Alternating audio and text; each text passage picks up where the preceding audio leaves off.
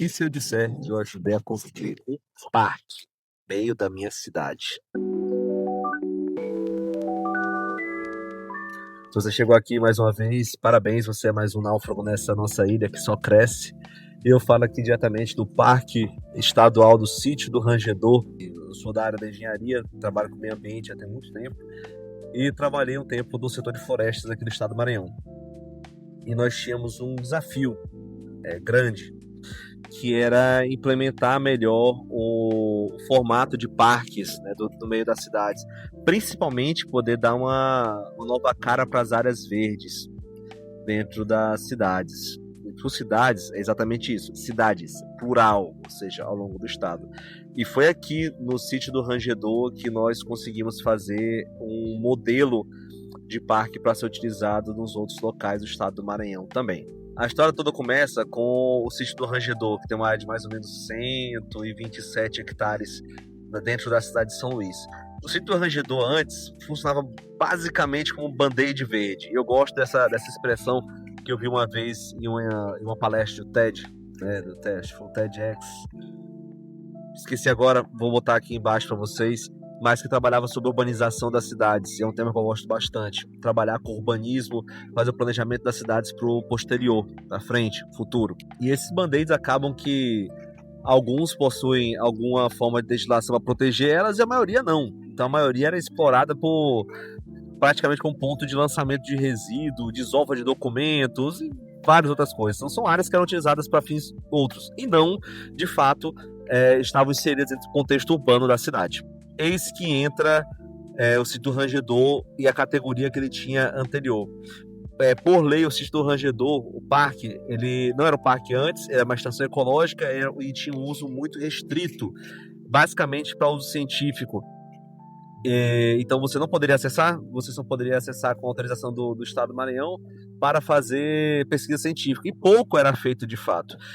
Porém, do jeito que estava também, e sem estar inserido no contexto urbano, onde as pessoas não poderiam valorar e tampouco valorizar o parque só sofria com intervenções, com queimadas, lançamento de resíduo, entre outras coisas que a gente foi detectando. Então, teve-se a sugestão de fazer o parque dentro da cidade. Mas não é só criar o parque, você precisa fazer plano de manejo desse parque, que é basicamente o documento que funciona como manual de instrução do parque. A identificação dele, o que ele é, o que ele contém e o que pode ser feito. E é aí que eu entrei. Durante a elaboração desse plano de manejo, foi feita uma equipe com várias pessoas, vários profissionais de várias áreas diferentes, e eu fiquei dentro da área de flora. E eu andei por 127 hectares desse parque, fazendo mapeamento de que tipo de plantas a gente tinha aqui, quais eram as intervenções que uma tinha com a outra. Enfim, foi um trabalho grande, nós fizemos de caracterização desse parque para, enfim, depois de 1 mês, 2 meses de trabalho, entregar o plano de manejo do parque estadual do sítio do Rangedor. Com isso, iniciaram-se as tratativas de projetos para poder realmente fazer um mapeamento e o projeto do que poderia ser colocado aqui dentro. O projeto em si, nós sugerimos que as áreas que foram mais degradadas, as áreas que sofreram mais impacto de queimadas, fossem as áreas que a gente ia desmatar e fazer a construção civil dentro dela. E virou o estacionamento, virou as quadras, virou os parquinhos e também a trilha que passa dentro do parque. Hoje o parque virou um sinônimo de final de semana das pessoas, ou as pessoas que gostam de caminhar, fazer o aniversário delas. Fica diferente porque ele sofre menos impacto, bem menos impacto hoje, porque você está inserindo o parque dentro do contexto urbano e não mais só fazendo uma área verde, de novo, um band-aid verde. A tal da premissa desnecessária foi uma das coisas que nós sofremos muito aqui no grupo que estava trabalhando no parque. E se você parar a pensar, é também uma das coisas que nós sofremos muito ao longo da nossa vida. Quando você dá uma ideia, você tem uma ideia, você já começa a fazer uma série de contra-argumentações, se questionar em cima daquilo para perguntar: será que é isso mesmo? Mas, sabe, um A mais. E não é A mais de somar, é A mais de contrapor. A tal da premissa desnecessária,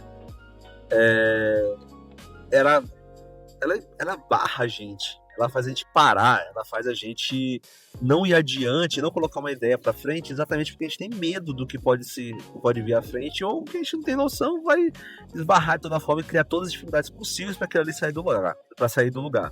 Nós temos medo de ir adiante e começarmos a fazer uma série de argumentações logo no início das coisas, e não nem dando chance daquela ideia surgir, né? Aquela ideia, na verdade, para frente. E isso pode ser utilizado em diversas partes da sua vida, seja nos seus planejamentos mesmo que você faz pessoais, como na própria empresa que você pode trabalhar.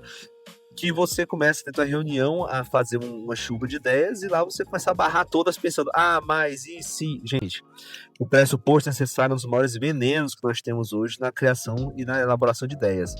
E fica um gostinho amargo quando você vê aquela ideia que você teve, por acaso, saindo da mente de outra pessoa, indo adiante, você parar e falar, putz, mas eu tive essa ideia na frente. Então não para pensar em não fazer aquilo ali. Corte os pressupostos necessários e de fato execute a sua ideia. É daí que a gente tem o fomento à criatividade. Não para porque você teve alguém que chegou para você e falou assim, mas eu acho que pode não dar certo. Como é que você sabe? Você nem botou aquilo ali para frente ainda. Tente você primeiro fazer aquela coisa. Depois vem a parte curiosa, quando as coisas estão dando certo, sempre vê alguém com 2 tapinhas nas costas falar pra você, nossa, que ideia boa que você teve. Aquela pessoa não te apoiou logo no início, certo? Eu lembro que uma vez eu fiz um curso e eu tive os 2 facilitadores desse curso eram psicólogos, e eles colocaram uma verdade muito dolorosa no início do curso logo, falando que às vezes, e não é por maldade, nem as pessoas que te amam vão te apoiar dentro das ideias que você tem. Isso é uma verdade, porque é da build deles, da construção deles mesmo, ter medo daquilo ali e não levar adiante. Então confia no que você quer, no que você pensa, nas suas ideias, antes de esbarrar no pressuposto necessário. Se já é ruim o pressuposto necessário vindo de você, imagina dos outros também. Se fossem os pressupostos necessários que foram colocados antes da ideia de alterar e fazer o parque não teria saído. Hoje o parque recebe um grande volume de pessoas aqui na cidade e isso acontece exatamente porque nós temos as crianças passando aqui brincando. Se fosse pelo pressuposto necessário, o parque não teria saído do papel. Teria sido ainda uma área verde, sem uso na cidade, sofrendo os impactos de uma cidade que crescia e não teria saído do papel. Então, vamos lá, vença o pressuposto desnecessário.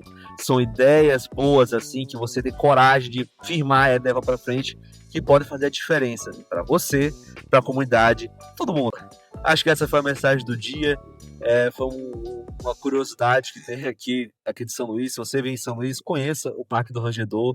É um parque maravilhoso, o parque ajuda bastante aqui até na saúde das pessoas que vêm caminhar, que vêm desocupar um pouco a cabeça, tanto pensamento ruim ao longo do dia a dia, tanta pressão que a gente sofre. Então vem aqui conhecer o Parque do Rangedor também.